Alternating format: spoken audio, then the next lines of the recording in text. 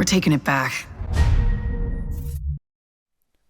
Hey guys, Frozen X is here, and today I'm going to talk a little bit about what Massive announced in their stream last night and some other information that's come out. First off, I want to talk about the data mined, and this didn't happen recently. I just didn't cover it because none of it was substantiated. You know, someone could have said they data mined and didn't and never actually got it, and then these internet rumors spread like cancer, but it has now been confirmed that the M82 and Remington 700 are within the DLC files of the game, the M82 being a 50 caliber anti-material rifle, and the Remington 700 I believe is a 338 Lapua, but I may be wrong on that. I'm not too gun nutty. I just know the M82 is a 50 cal. Alright, and then tanks have also more or less been confirmed. People found in the mission files that there is a DLC called Kill the Tank, which, you know, there's with that being around all the rumors about the tank, and honestly I think the tank will be a thing in the game because the M82 is primarily used as an anti-tank rifle. Whether or not it's a full weapon that you can pick up or just something that's usable within the boss fight to kill him is not yet been disclosed, but I have a feeling that they're not going to let a player carry around a 50 cal rifle just like its marksman rifle, because it is not a just 50 cal rifle, it's an anti-material rifle. Therefore, I have a pretty good feeling it's only going to be used for that kill the tank mission. You're most likely going to pick it up, get 10 shots with it, and then you'll have to pick up the next one during the next cycle. Something like that, which is really what players have been asking for in the sense of raids needing to have unique mechanics to them rather than just shoot this guy a bunch of times. Alright, so the next thing that we need to get on to is the fact that they have also announced that there will be more daily and weekly assignments. Now, this is probably a good thing because honestly the daily missions take me all of about 10 minutes now to do, for both of them. Honestly, you can see in the background footage that these are just missions on hard because I've already done my dailies and I forgot to record them for stock footage, and I'm by myself so I couldn't do challenge mode, and Dark Zone solo just isn't fun for me and probably wouldn't be entertaining for you guys to watch, so I just ran a couple missions on hard real quick, which are the same level as they are on dailies, and as you can see you just rip right through the enemies and it's pretty much boring. I'm hoping they'll be adding in more of a challenging daily missions. You know, these are really great for people who just hit level 30 and need those quick Phoenix credits at the start. But I really like the challenge mode missions. It really forces players to work as a team and split up the skills. I'm really hoping that these daily or new daily and weekly assignments are a bit more challenging. I mean, they probably don't need to get any more challenging than challenge mode already is, because let's face it, then you might have a real problem. Those level 32 elites in challenge mode are just 10 times better compared to the level 32 elites in the dark zone.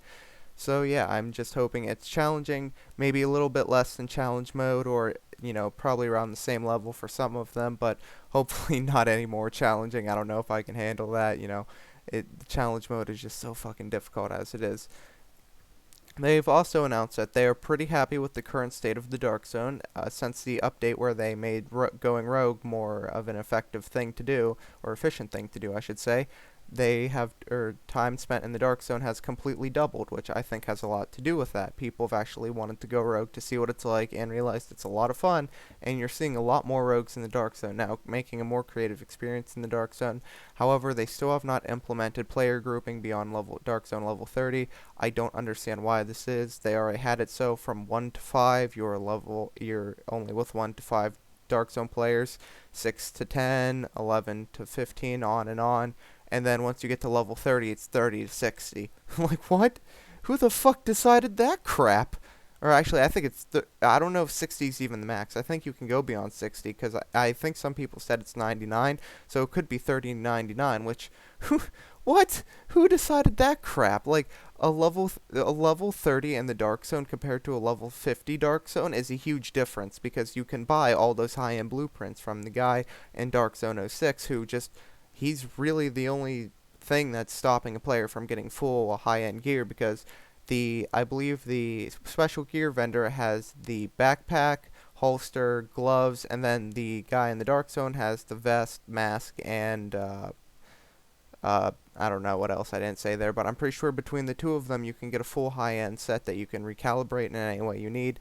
So yeah, that just leaves a giant disparity in player leveling, and it creates an issue where people going rogue may overweigh the ones who are not going rogue, and that just, is not an enjoyable experience, which I think is what they're going to be focusing on in the next update. Sorry for that vibrating, that was my phone.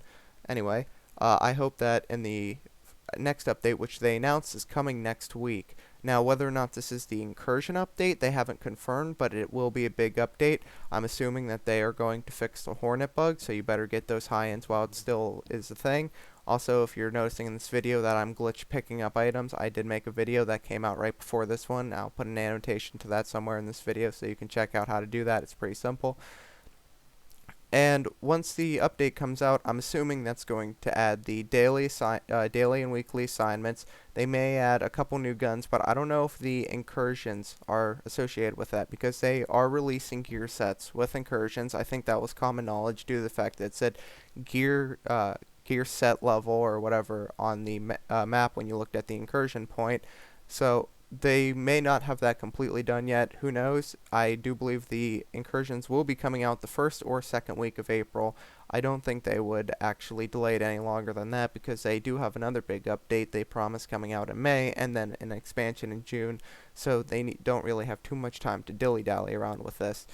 Now, the updates, or the server maintenance that happened last night, that was just server maintenance. They were fixing a few things, and there was no patch notes released because they didn't fix anything client-side. Currently, they are working on fixing the backpack glitch, and if you didn't know that, there's an issue where players who have a backpack, high-end backpack that holds a lot of items, if they exceed 40 items, their clients have been known to glitch out and lock them out of their accounts because they think they're cheating and carrying more than the maximum amount of gear.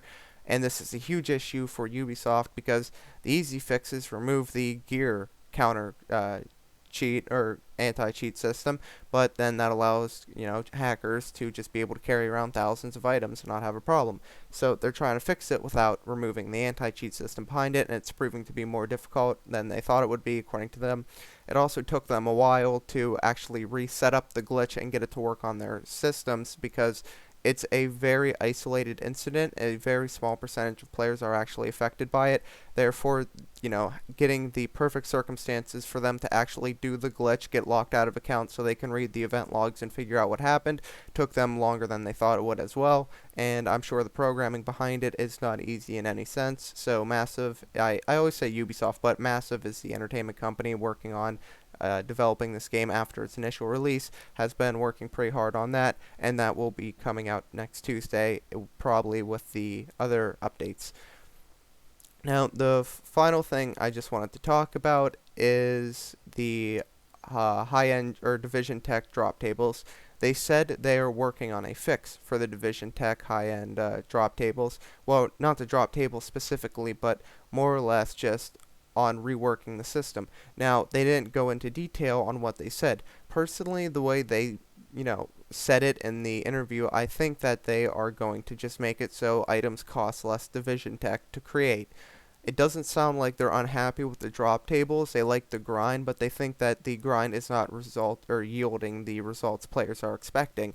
And I agree with that. You can farm like 30 Division Tech, but that only allows you to craft 10 things, and that just seems a little ridiculous. Maybe if they make it 1 or 2, some items are 1, some are 2, depending on what it is. Guns being 2, gear being 1, or the other way around. Figure out a system that makes it work, where if you farm 30 Division Tech, which will take you probably, I don't know, I want to say like 12 hours. Like, Jesus, that'll take a long time to get 30 high-end Division Tech, where you'll get closer to like 15 to 20 weapons rather than just 10 or 20 pieces of high-end gear, because right now, it's the only thing holding players back from getting those full sets are the high-end Division Tech, and when you have to get Phoenix credits, the Division Tech, and worry about this, that, and the other thing, it's actually a lot of fun. But when you're just sitting there going after the same one material over and over and over again, and the only place to get it is the Dark Zone, which can get on your nerves very easily real quick,